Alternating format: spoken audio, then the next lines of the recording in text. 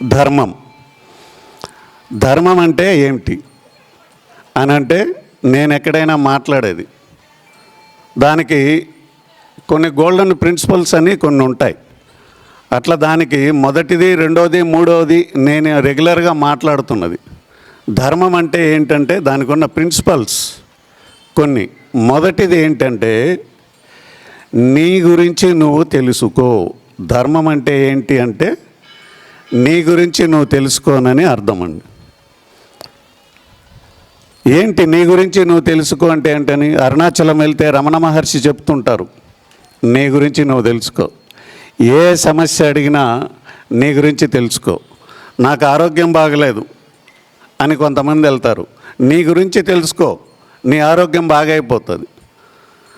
నాకు కొన్ని financial problems వచ్చాయి అని ఎవరో వెళ్తారు, నీ గురించి తెలుసుకో, నీ సమస్యలన్నీ క్లియర్ అయిపోతాయి. ఆయన ఏకైక వచనం ఏంటంటే, నీ గురించి తెలుసుకో అని. అందులో నేను కూడా నా గురించి తెలుసుకునే ప్రయత్నం, ఆయన యొక్క రచనలు, ఆయన యొక్క పుస్తకాలు, ఆయన యొక్క చరిత్ర తెలిసిన తర్వాతే నేను కూడా ఆ ప్రయత్నం చేశాను. చేస్తూ ఉంటే మనకు కూడా భగవంతుడు నేచర్ నుంచి కొంత మెసేజ్ ఇస్తాడు. కొంతమంది పండితులతో మాట్లాడినప్పుడు, కొంతమంది గురువులతో, పెద్దలతో మాట్లాడినప్పుడు కొన్ని విషయాలు తెలుస్తాయి. ఆ విషయాలను క్రోడీకరించి మీ ముందర ఈరోజు మాట్లాడడం జరుగుతుంది.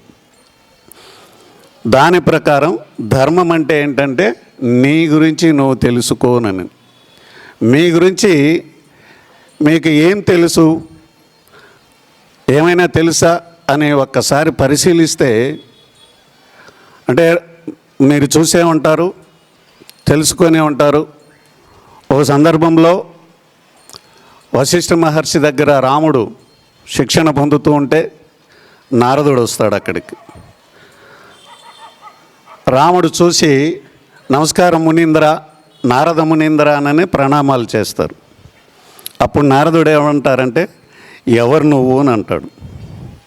ఇదేంటిది, ఎన్నోసార్లు కలిసాం, నన్ను ఈ మాట అన్నారేంటేనంటే, అప్పుడు కంగారు పడి, నేను రామచంద్ర ప్రభువుని అంటే, నీ పేరు అడగలేదండి, మీరెవరు? ఇంకా అయోమయంలో పడిపోయాడు రాముడు. అప్పుడు దశరథ మహారాజు కొడుకుని, అయోధ్యకు రాజుని, రామచంద్ర ప్రభువుని అని అంటే, నీ అడ్రస్ అడిగానా నేను? నీ అడ్రస్ చెప్తున్నావేంటి? నువ్వెవరో చెప్పు నన్ను. రాముడు అంతటి వాడు, ఆయన ఎవరో చెప్పే పరిస్థితుల్లో లేరంట. అయితే ఎవరో సెలవు ఇవ్వమని రాముడే అడిగితే కంగారు పడి, అది నేను కాదు చెప్పాల్సింది, మీ గురువుగారిని అడగండి అని చెప్పారు. ఇంకా బాధతో వెళ్ళి, నేను చెప్పకపోవడం ఏంటి, చెప్పలేకపోవడం ఏంటినని వెళ్ళేటప్పుడు ఏమన్నాడంటే నారదుడు, లోకాలను వెళ్ళడానికి వచ్చావయ్యా రామ, అసత్యం మాట్లాడకు, సత్యం మాట్లాడేది నేర్చుకో.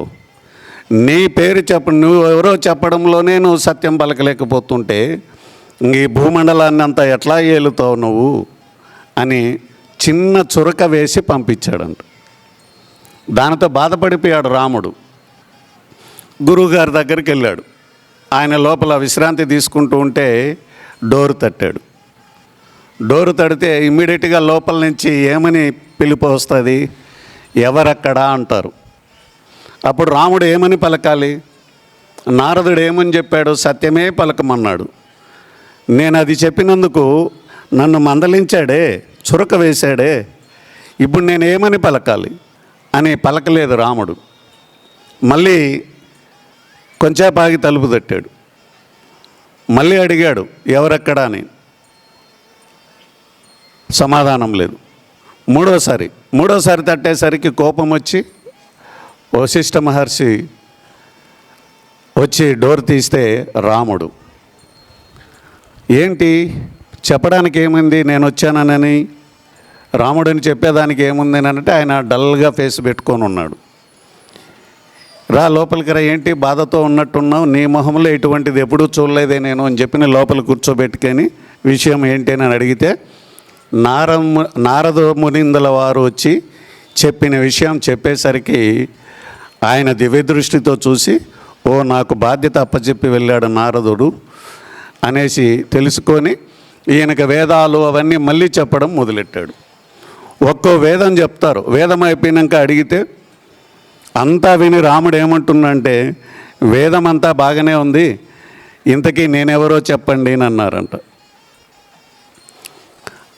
అంతటి అయోమయంలో రాముడు కూడా అవతార పురుషుడైన రాముడే తనెవరో చెప్పలేని పరిస్థితిలో ఉంటే మనం చెప్పగలమా నేనెవరు అనేది? ఎంతటి అనుభవం కావాలి, ఎంతటి ఎక్స్పీరియన్స్ కావాలి, ఈ యొక్క భారతదేశ సంస్కృతిని ఎంతగా తెలుసుకుంటే మనకు నేనెవరో తెలుసుకునే అవకాశం వస్తుంది. మీకు కొంతమంది పండితులు చెప్పింది నేను చెప్తున్నాను.